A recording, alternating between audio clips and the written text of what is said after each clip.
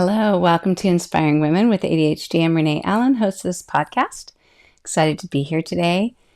I was trying something out. I don't think anybody will do this because, who pays attention to detail that much when it comes to somebody other than yourself. But I played with putting a wool blanket over this leather chair to help with sound absorption because that's supposed to be helpful to have things like I've got a little chair cushion here along the wall and all these things that I'm trying to make it so it's not echoing in here and the whole blanket's just slid down. So I tried a green blanket last time. I'm trying, these are just yoga blankets. I'm trying this, I don't know. I think it's because I took my jacket off. I was too hot. Because I changed my jacket. I'm really just recording this right after the other one. So, yeah, my jacket's making me uncomfortable because I didn't take it all the way off. But life is good. How are you doing today? Welcome to the podcast. I get cold sometimes. I get hot sometimes and thought a purple jacket would be good, but no. And now I've lost my blanket on my chair. I'm just going to have to live with it and call it good, I think. But I am excited to talk to you today about the power of the spoken voice. I don't know if this microphone needs to be moved, but I will try. So the power of the spoken voice. What is this all about? Well, when you talk out loud, it does something. When you hear a voice out loud, it does something. And it has an effect on you and it has an effect on others. So if you're speaking to someone, anything that you say, if they're listening, can have an impact on that person. If you say something to yourself, it can also have an impact. And I don't know if you've ever talked to yourself out loud. Sometimes it can help you remember what you're doing. You need to go in another room to do something and you're afraid you're going to forget, or you go in that room and you do forget what you're doing. So you go back out and go back in the first room, the kitchen, the bedroom, whatever, and think, why did I go in the other room? I have no idea. I don't have no idea. Once you get into the first room, you remember, and then you might talk to yourself on the way in there and just say it over and over. I'm in here to get my shoes or whatever it is. And that can help. That can help you remember something. That can just give information. But there's a lot more power to the voice, the spoken voice, than giving information, because the voice carries with it feelings, emotion. It just has a great impact. And especially when you have love and respect for the person who's speaking. Maybe you don't have love for them. Maybe you have respect because it's somebody that you're learning from. You don't know them well enough to love them, but you love hearing their voice. You love learning from them. Or maybe it's just what's it called? An accent. Do you like British accents or Australian accents? That can have power. Sometimes somebody who speaks like Colin Firth, maybe they don't have anything wonderful to say, but they have, you hear that voice and you just kind of melt and you think, yes, everything you say is lovely because it's a beautiful sound to you, whether it's because you watched Jane Austen movies and you decided that you loved it. I'm realizing I don't really need my glasses for this one because I'm not trying to read the computer screen, and I didn't on the other one either, but I wore them anyway. But anyway, I'm going to give my head a little glasses break.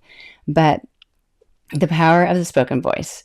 So I wrote my notes down on real paper this time, and so I might be looking down from time to time. If you're listening on audio, you're thinking, I don't care. I don't need to hear about your glasses. I don't need to, and I need to put them back on to read it on my book. But to start out with that, I want you to know that part of my purpose for creating a podcast goes to the last episode, the need to share, the need to talk, the need to have my spoken voice speaking. But the other part, once I decided my podcast was going to be for women with ADHD, I wanted us to learn together. I wanted you to be able to hear ideas, be able to connect with somebody else who has ADHD, and whether or not you can relate to what I go through, I might talk about something in a way that helps you understand yourself better or helps you understand your relationship with someone else better who may have a different variation of ADHD, or you might learn how what you do affects them. So all of these things, I'm hoping that not only are you learning things like what does impulsivity mean and what are the different kinds. You might not really need that in life, except if you're able to understand your child better or understand yourself better. So that's my hope, is that by learning about ADHD in my very non-science way, my way that I can, it can help you put the little dots together, connect the dots, and understand how your brain works, whether it's scientifically accurate or not. It's going to help you more than reading a scientific study will, just if you understand enough to change your behavior or change your thoughts or not feel as bad about yourself or whatever it is. What's important is that it communicates to you so that your life can be better. That's the first thing. And that sounds like a really big, tall order, doesn't it? But I think it can happen. I think that's what we do when we talk to each other with friends, is we find ways to connect so that we learn and grow and hopefully do better in life. The other thing is my big purpose, and it's a purpose that I have for every person I run into. I'm not always good at it, but it's my aim in life. When people started talking about mission statements for businesses, I didn't have a business. I was still a stay-at-home mom. But I thought, if I had a mission statement, because people used to actually put them in their signatures of their emails, or if they were on a forum, they'd have it at the bottom of everything that said Renee at the bottom or something. And the one that I came up with is that I want other people to see in themselves the greatness that I see, or other people who know them see. I want them to know how wonderful, fabulous, amazing they are, because everyone has that worth. Everyone has something that is amazing about them, that is just, whether it's going to win the Olympics or win an award or not, it is something that is that great. It might not be measurable in a race. It may not be measurable with a score of 10.0 or anything like that, or winning a Grammy or anything like that. Those things don't matter in life, really.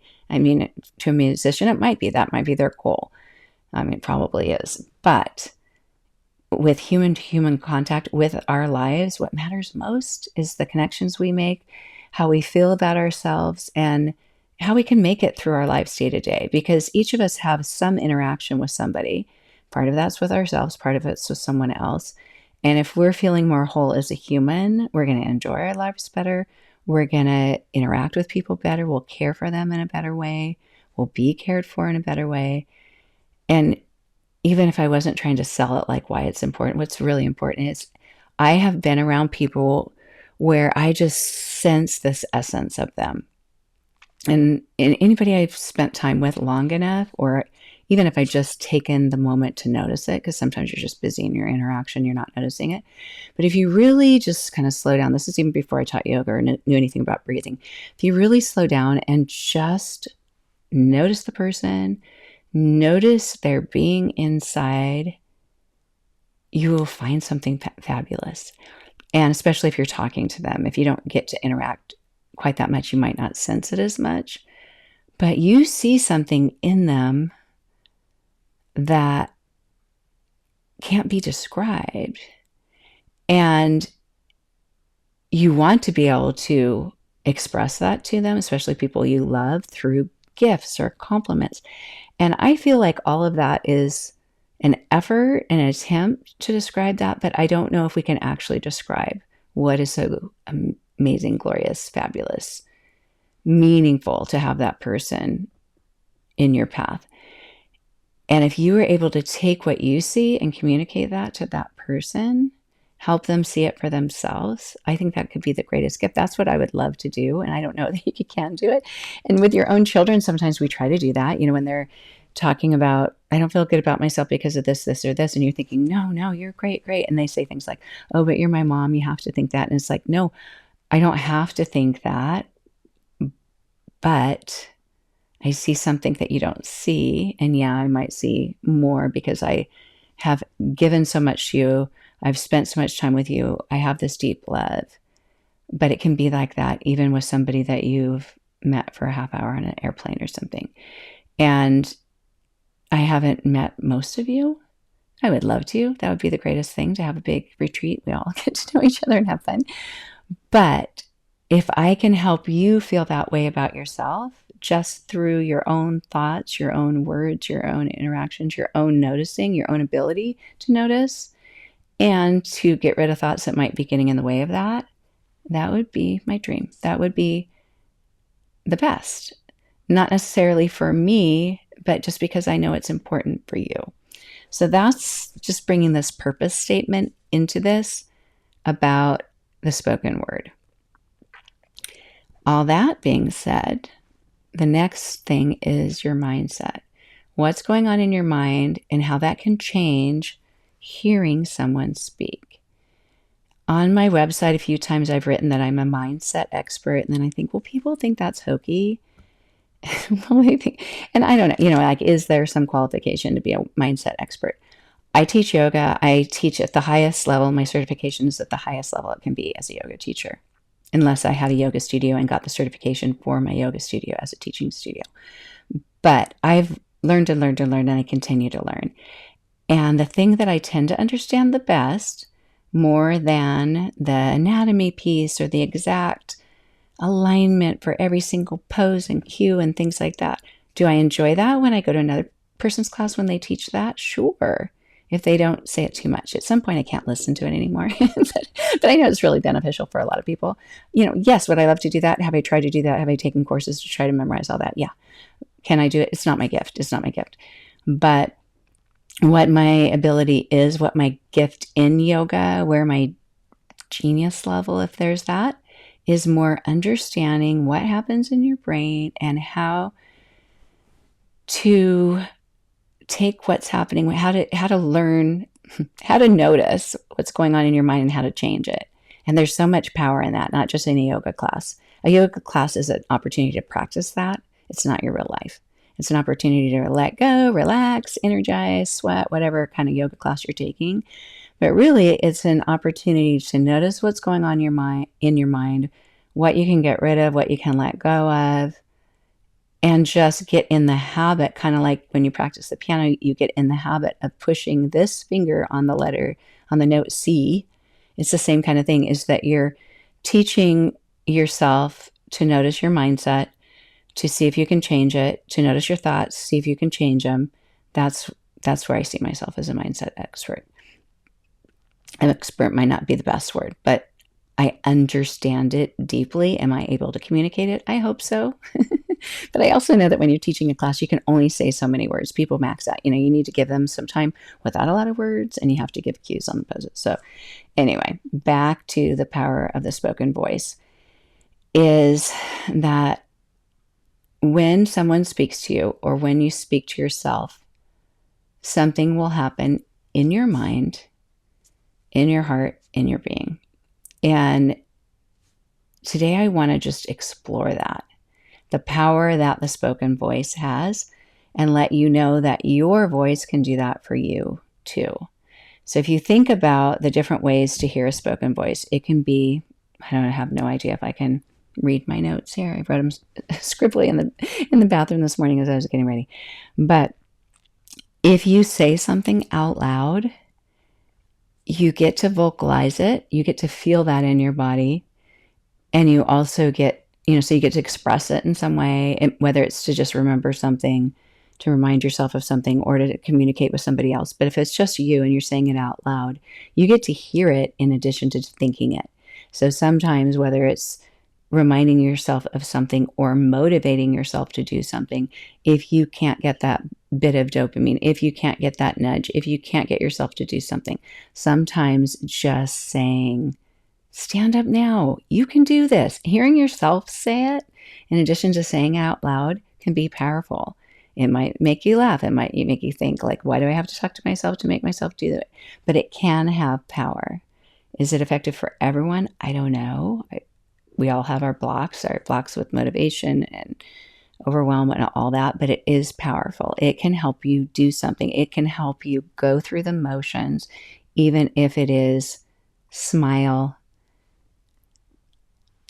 try to think more positively about this person, whatever you're saying out loud. You can say that to yourself inside. You can say it out loud, and it is more powerful to say it out loud. So I invite you to do that. Another thing is sometimes you hear other people's words, obviously, right? We hear people speak. That's how we communicate. And when they say something to us, it might go in one ear and out the other, or we might remember it for the rest of our lives. We might remember it for the rest of our lives. Why? Why can the spoken word have such a tremendous impact? It can get into our very beings, right? Whatever that method is, it's getting into our beings. It's imprinted in there, if you want to talk some little Twilight talk. But it's imprinted in your being, and you remember it. You remember what someone said. I just went to my uncle's memorial. I remember a few things he said that guided me at other parts of my life. Just this morning, another thought came up of something that he said once to me, and can't think of it now, but it'll come back because it's in there. It's from 10 or 20 years ago. And so we remember things that people say to us when they affect us in a certain way, whether it's positive or negative. It could just be a teaching moment. So for my uncle, one of the things he said once is he was coming to visit. Often he'd come for a few days, stay at my aunt's house when I was in college, or when I was growing up, he'd stay at my grandpa's house maybe for a week or so. I would see him for multiple days. And one time when I was in college, he called and said, I'm coming into town, not even a whole 24 hours, but let's go to dinner. Let's go to a symphony. We don't need even 24 hours to have it be meaningful, make memory. I had in my mind, like a lot of times important. He lived on the East Coast. I lived on the West Coast. He taught me that you can make the most of that moment. This is back in my late teens, early 20s. And just knowing that from him, I can still hear him telling me that on the phone. It guided me in my life, and it had power in my life. I've also heard negative things that have had power in my life. They've taught me other things. Sometimes when somebody said something, it can bring feelings, right? If they're insulting or something.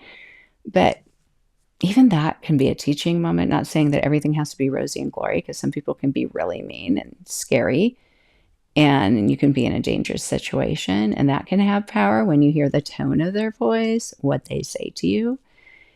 And you have to distinguish, if it's somebody that's saying something that's hard to hear, like a boss or a friend or a relative, and yet it's helpful to you. Like I had a roommate once who got really upset with me and just started saying over and over, you think you're so perfect, you think you're so perfect, you think you're so perfect. I don't remember what it was about. It seemed more like she was maxed out more than what I was doing. And we shared the same room. She never showed ever that she thought I was so perfect. Or if anything, she dressed way more perfect than I did her hair really cute, paid to get it done. But was it Gucci? There was some brand of perfume back there in the 80s that was like expensive, like $100 a bottle that she bought. I can't remember. I'll have to look it up because now I'm curious. I can smell it in my memory. But if anything, she dressed more perfect, looked more perfect, was tall, thin, the whole bit. But I don't know that I got better grades. But in that expressing rant that she had toward me, I remember those words. And not that I believed him, and maybe in some cases somebody should believe that if somebody's acting like they're perfect all the time.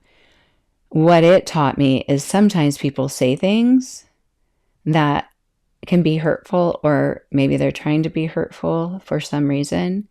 Maybe they're hurting, but maybe they're not in a rational place, and maybe I need to know the difference between staying in a conversation and leaving that conversation. And that's what I learned in that situation, which is really interesting as a young adult without any information, no internet that teaches us everything. We can look things up, and people didn't really get therapy that I knew of back then. I'm sure people did, but it was an era when we weren't really learning about mental health or anything.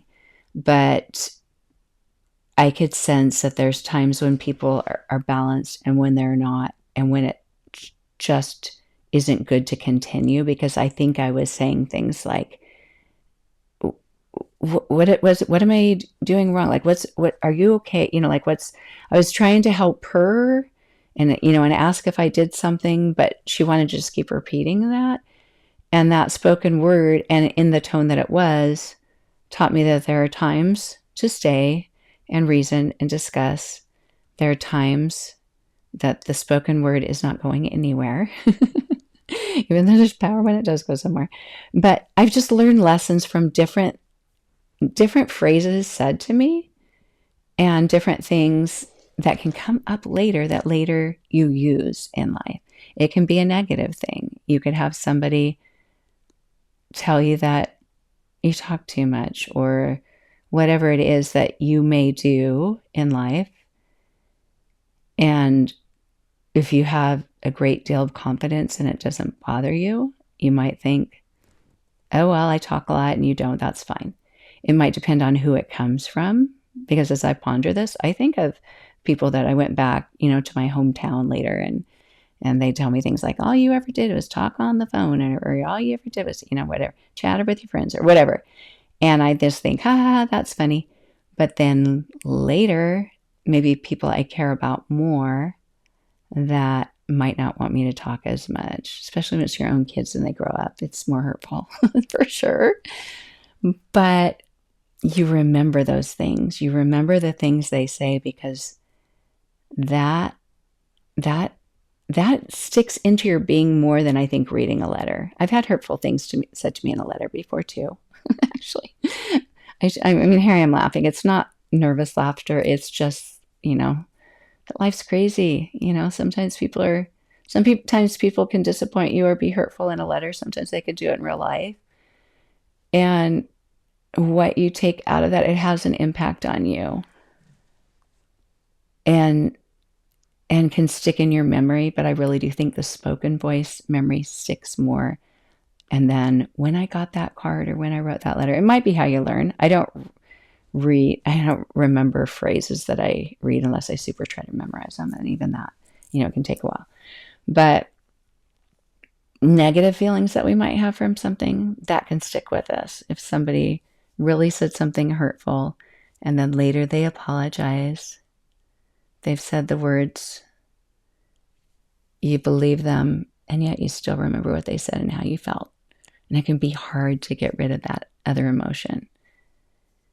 You may even hear something they say to somebody else that hurt your feelings. And I know hurt your feelings, some people say, we're in control of our feelings, but you feel hurt inside. And it wasn't even about you, but you made it about you. I thought of that this morning. I was putting on lipstick, and I don't often put on lipstick. I'm more like a lip balm person, but I thought put some on, and you don't have any color in your face. And it reminded me of a time of going to a Mary Kay party back in the day when that was a home MLM home party. Maybe they still do that. Maybe they just sell online. But everyone was doing the lipstick samples. I even remember whose house it was, and at least 3 of the people there. And it's so dumb. I'm sure nobody else remembers, but one of my friends put the lipstick on, and the Mary Kay lady said, that color looks so good on you. And everyone said, yes, that color looks so good. Everyone emphasized how good that color looked on her. And I kept trying some on, and I thought, why can't I find a color that looks good on me?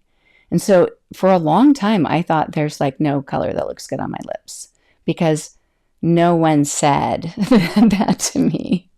So having even assurance, having someone give you assurance when you're feeling a lack of it, can be really powerful.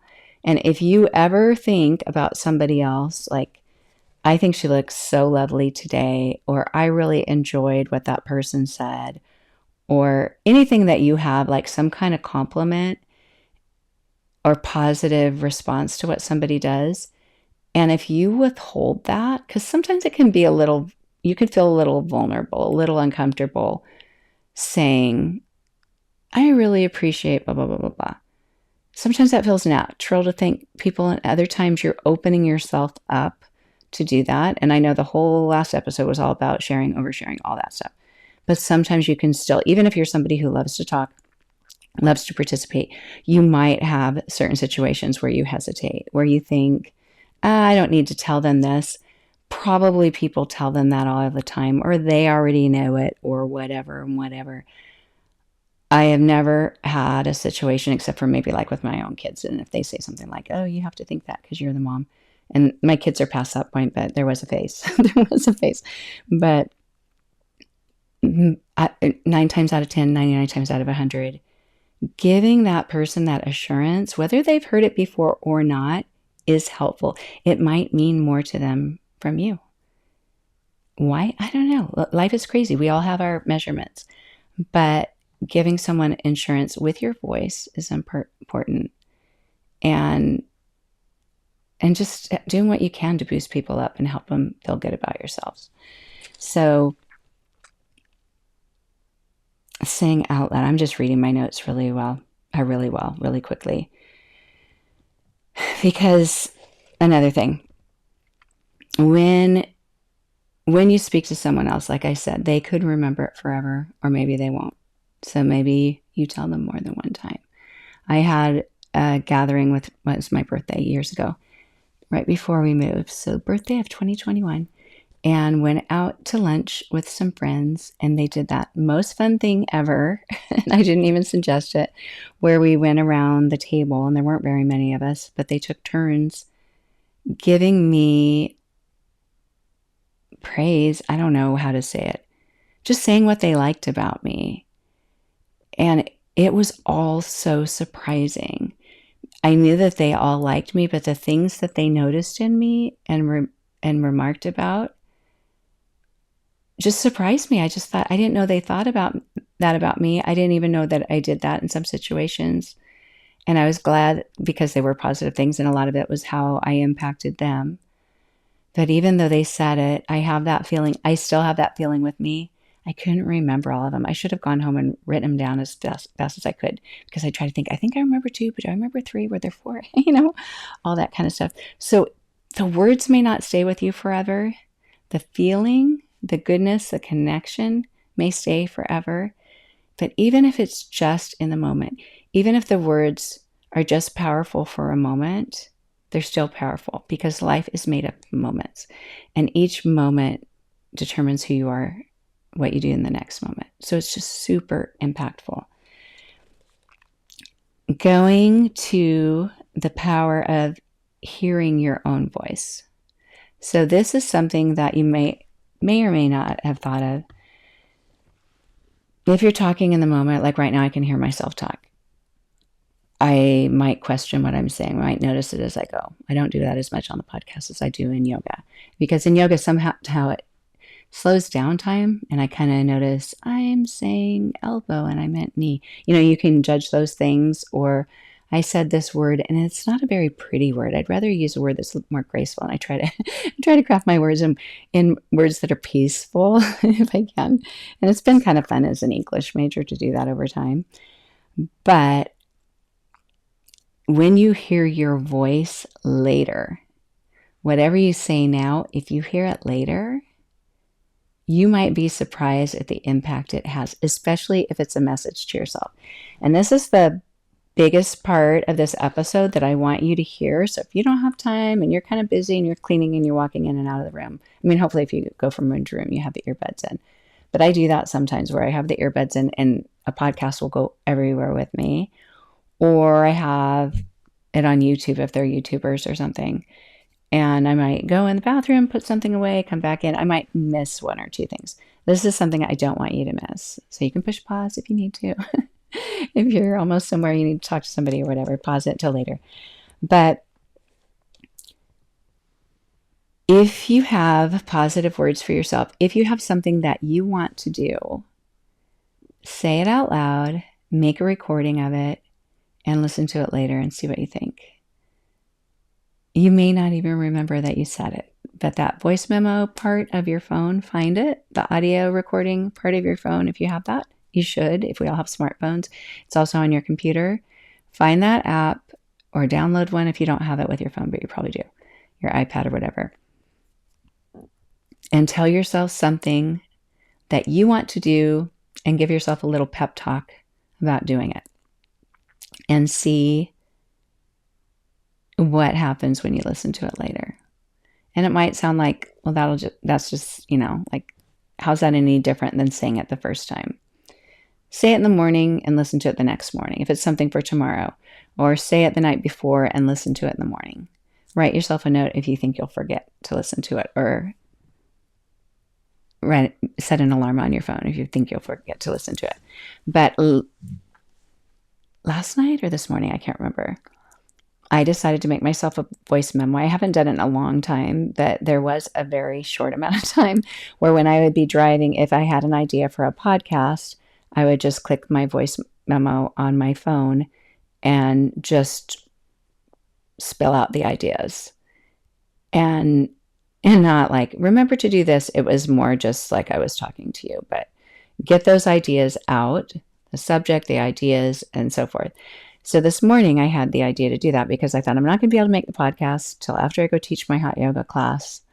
And I'll just put these ideas down because I know if I just try to remember later, I won't. And if I even try to wait till I get in the other room with paper and pen, I may forget. So I just did it.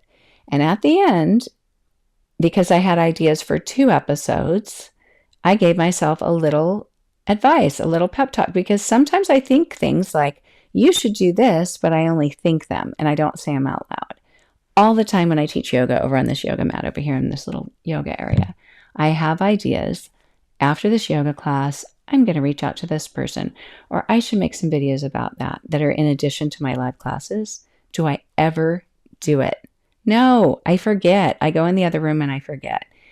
And I need to have, how people have notepads by their bed and stuff. I need to have my phone there and just tell myself right after class, do it. Or even just write during the class while people in Shavasana or child's pose or something, because I always forget. So this morning, that was my idea, is I just, at the end, thought, it's kind of like if someone's leaving and they're on their way out and they say, do you need anything? And you say, yeah, I need this and this. And then you say, while you're at it, get this too. Or can you stop there too? So I gave myself an extra note and I said, make 3 episodes today. Record 3 episodes today. Well, I hardly ever even record 2 episodes in one day. Most of the time I do that if I'm going to go out of town. But I told myself to make 3 episodes today because I know what it's like to get behind. I know what it's like for life to get too busy, or children to need help, grandchildren to need help. And the time that I thought I had is no longer there. And the World Series is coming up. I might want to watch a game or something. So all these things, right? So I said that to myself, make 3 episodes today. And probably forgot that I did it. Went and taught my hot yoga class, came back, did a bunch of things. And I thought, okay, time to go in and record your 1 episode. That's all I thought to do.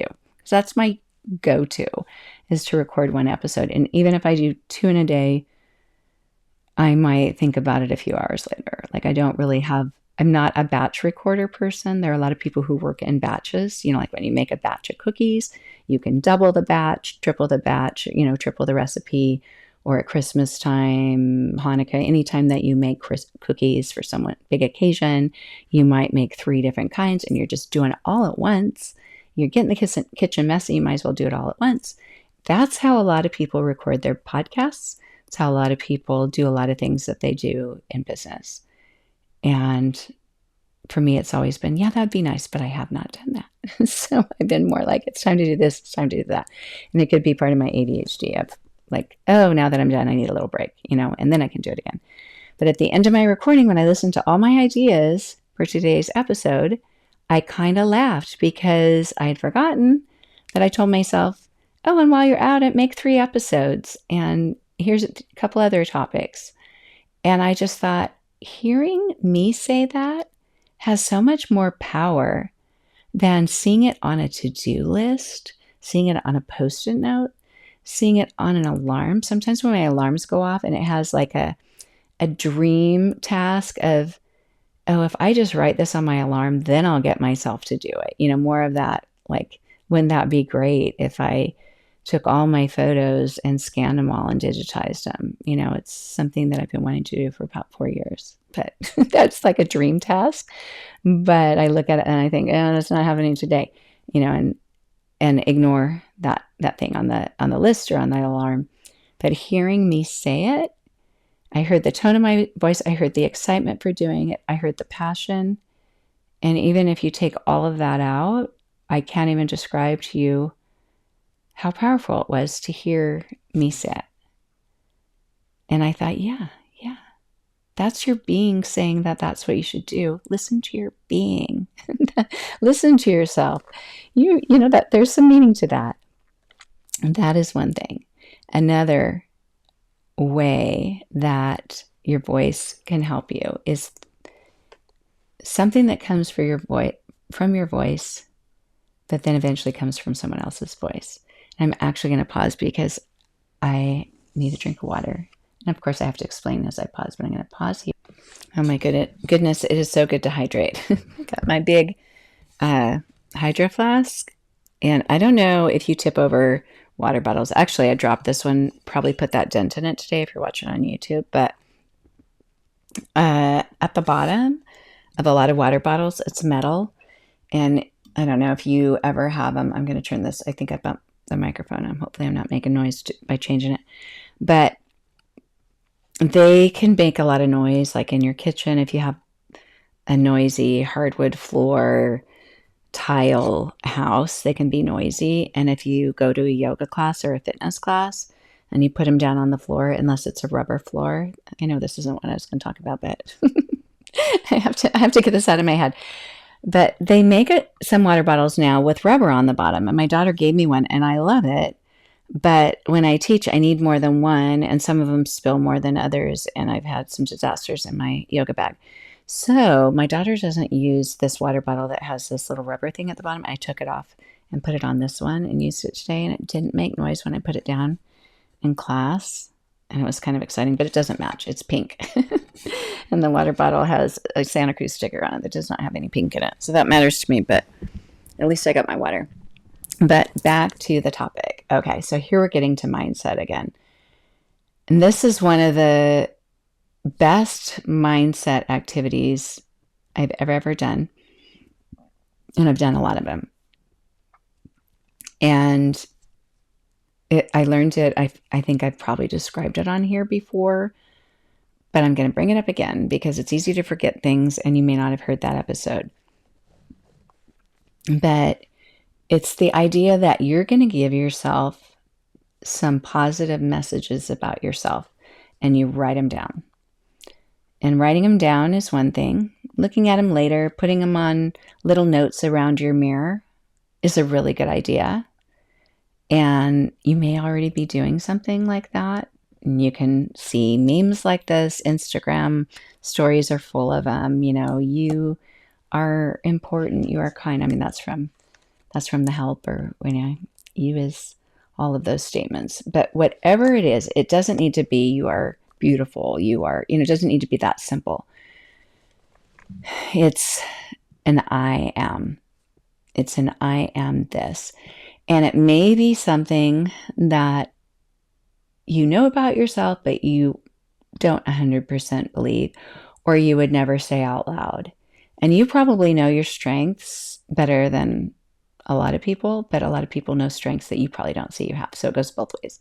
So you could ask somebody, kind of do the birthday thing. Tell me what you like about me. I'm curious how I'm coming, however you want to phrase it. You can ask other people, but actually I'm getting far off because this exercise doesn't require that at all. Just find a notebook. It could be your calendar that you don't actually use as a calendar or a planner that you just scribble on. And just write down 10 things. If 10 is too many, write down 5 or 6. It doesn't have to be like a number that makes sense to other people. It could be 6, 7, whatever. At least 5. And say something that's in the I form. It's not like the I message of communicating to other people how you feel. It is something like, I am a giving, loving human being. I'm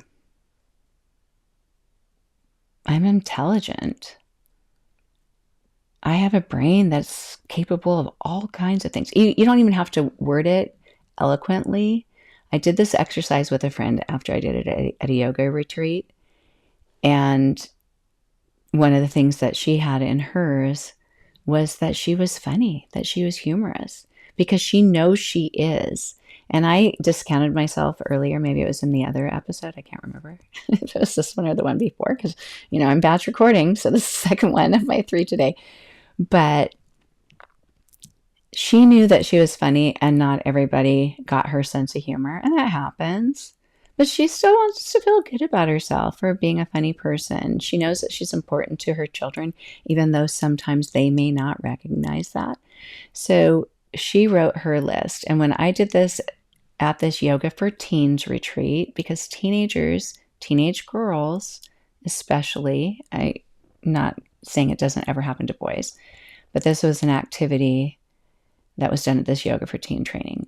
And one of the things she talked about is their need to connect and to feel supported. But we wrote down our things. We wrote down those I statements to ourselves. I am this. These good, positive things. And then we partnered up with somebody. Everyone in this exercise, everyone at this training was a stranger to me. I didn't know anyone there. Never saw them again after those 3 days. But we did more of the yoga thing where we took turns, and one of us just laid down on the floor, the yoga mat, blanket, whatever you wanted to do, to be comfortable. And so while I would lie down, the other person would read my statements to me, not only one time, but 10 times. All of the statements. So now I'm wondering, was it 10 times 10? It could have been, but they were short. And even though I'm not hearing my voice do it, and I could do this as an exercise, I could record it and hear myself do it. Kind of tempted to try that. But I know that things like this are very emotional. When you lie down, when you slow down, feelings of hidden importance, if that makes any sense, when you know that you're important, when you know that you have so much to give, when you know that you do give, when you know that you have gifts, talents, whatever you want to call them, you have traits, you have ways about you that are magnificent, and you hear somebody else say that, even if you don't know them, that every time you hear it, it has deeper and deeper meaning. It's an emotional experience, and you can just choose 5 things. You can just choose 4 things. But like I said before, just do at least 5, because then you hear that 10 times is 50. Don't think things like I do. I'm just saying all these disclaimers because I tend to do that. Like, that sounds like that's going to take a really long time, or that might be weird, or all those things. I have all the same doubts. I try it, because if you want to understand more about yourself, you probably do understand more about yourself than you realize, but you have such a rejection, the ability to discount it in your mind, or even not believe it's true to begin with. And I'm not saying that we're all feeling bad about ourselves. You don't have to be that way. You could have a pretty positive self-esteem. There's still room to understand and recognize your worth, your contribution, your excellent ways. I don't know. I don't have the words to describe it. Because when you're with somebody and you're recognizing that in another person, their greatness, there aren't any words. You're just sensing it. You're just enjoying it. You're just absorbing it. And so to be able to absorb that about yourself is a really, really meaningful experience. With my friend, what we did, since we weren't even in the same state, I was in California, she was in Washington. So, you did it. I did the situation in person in the Yoga for Teen training with the person I never saw again. Still very impactful.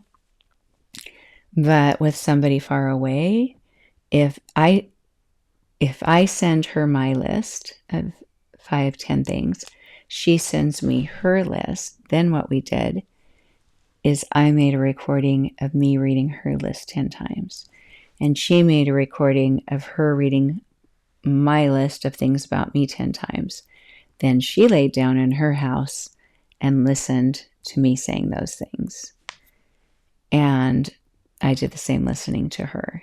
You could also do it where you just record your own voice and listen to yourself say it and see which one appeals to you more. If you don't want to tell anyone to, or ask anyone else to do this, if it feels awkward for you, you don't have to. You can even send me this is such a good idea. You could even send me your 5-10 things. Email them to me and I'll send you an audio recording and you can just listen to that yourself. You want to do that? I've been told ever since I started teaching yoga, because I can be a loud person. I can have a loud voice, especially when I sing. I've been told I have a very calming voice by a lot of people. That is something I would never have thought about myself if nobody else had said that. And a lot of people have said it, but I never, ever would have known if somebody didn't tell me that. I was really surprised. I'm like, really? Like, I have a lot of kids. I've always had a loud voice. It projects quite a bit. And I can project my voice in a yoga class, but apparently it's still a calm voice when I project, except for probably when I laugh or something. Then maybe it's not as calming. But maybe, laughter can be calming too, for sure. But choose either to write down your iMessages to yourself and make your own audio recording to listen to. And you need to be by yourself while you listen to it, or just put in earbuds or something and go lie down. Relax. I find it as a yoga teacher to be better to lie on the floor than on a bed or a couch. A floor is 100% supportive, unless you have back pain or something. I don't want to give you any back pain, hip pain, or something to lie down on the floor on your back. I have had times, especially if you have little yoga teacher talk, but if you have psoas problems, sometimes lying on your back can be the worst thing. So don't do it if it hurts.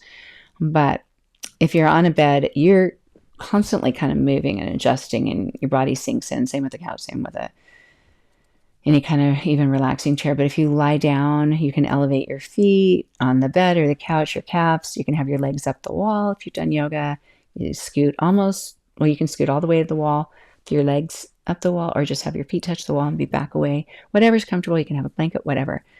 Try to give yourself that time. Even just go take a bath, go in the bathtub. If that's your only way to get your 5 minutes peace, if you know that, that children's book, 5 minutes peace, and the little elephant tries to get her 5 minutes peace by locking the bathroom door and taking a bath.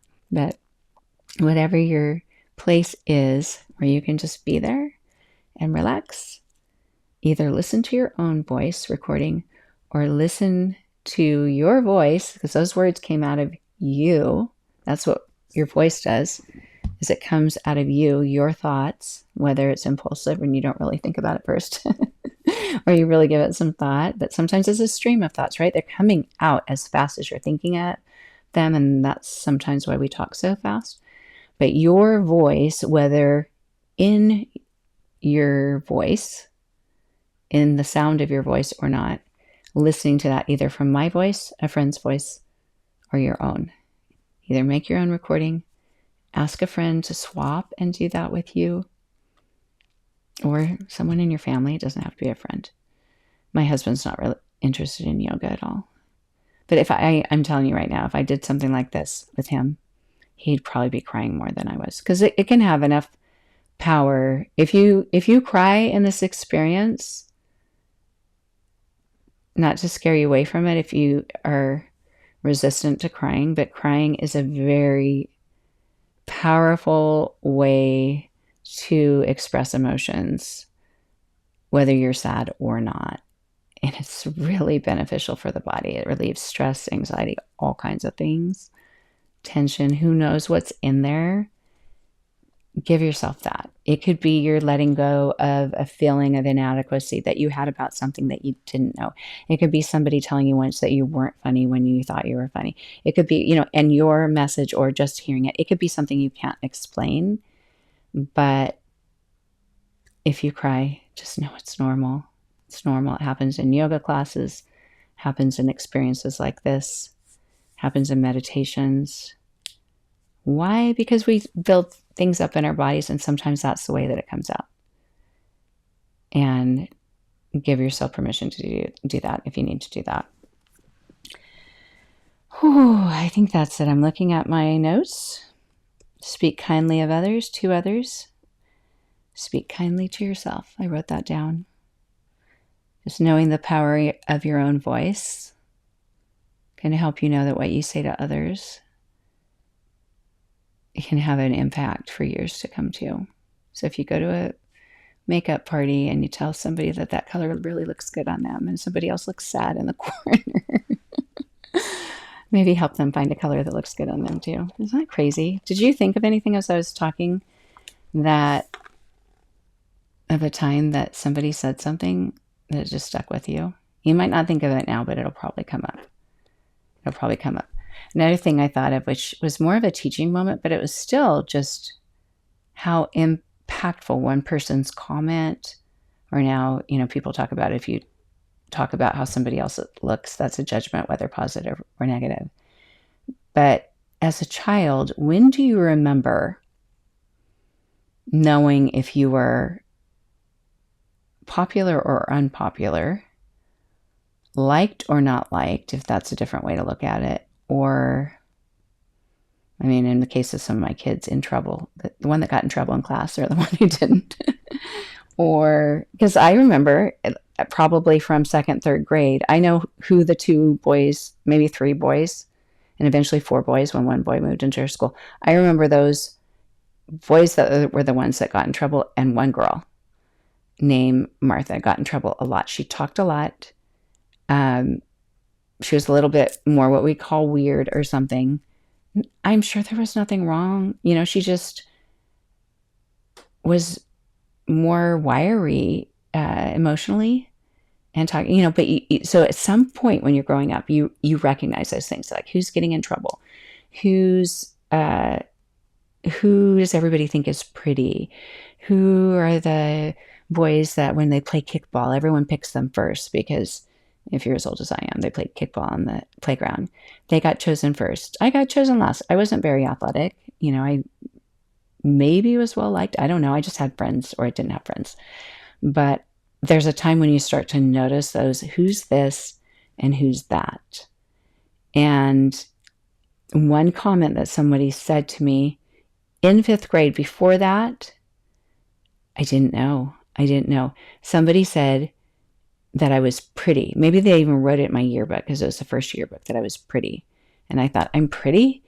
Because I was just a kid. Like, you were just a kid. You were just a family member, a sister, or a daughter. I'm sure my mom told me, you look pretty, going to church or getting ready for school. That's different. Like, like my kid said, it's, you're my mom. You have to say things like that. So it's not that I didn't believe it from her. But when someone at school said that, I thought, really? Am I one of the pretty girls? And then I felt a pressure. So it's funny, the power of words. I felt a pressure, like to brush my hair or something like that, and I'm not saying that it was always pretty, like there's the braces phase, the weird hairstyles, that who knows what, where you look through and you just go, ooh, like maybe that person wasn't so accurate.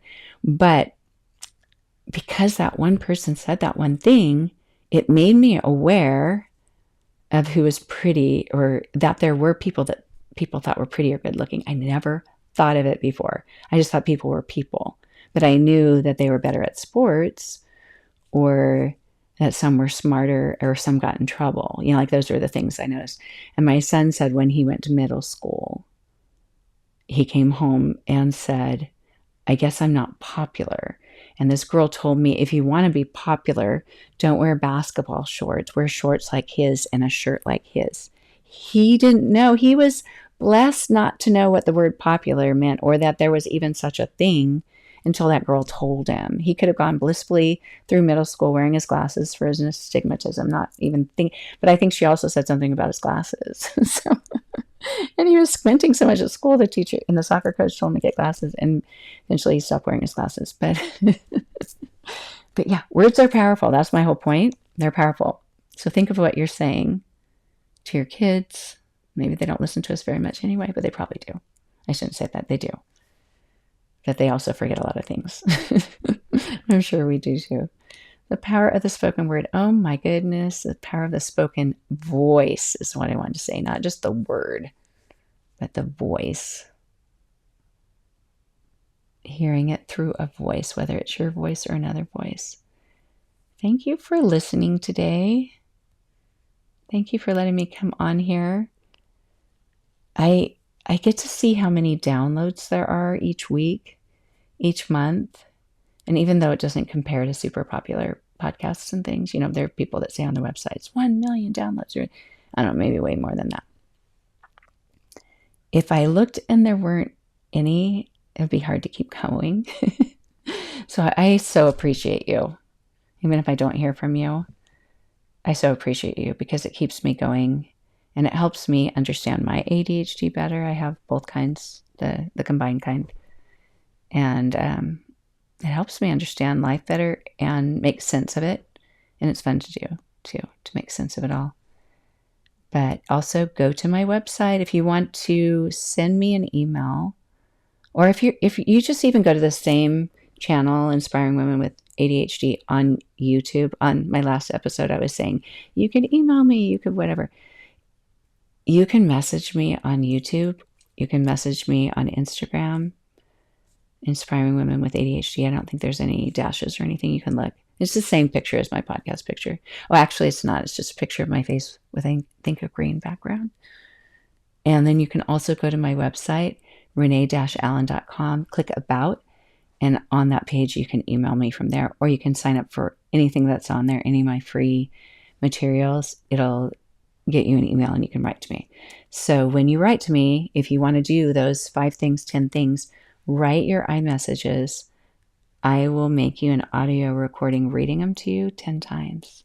It might be 100 times if you give me 10. But I can do that. And then just see what it's like. And let me know. I think that's it for now. And I still have an hour and a half before I have to leave for my next yoga class. So I do have time to record again. I probably should before I go.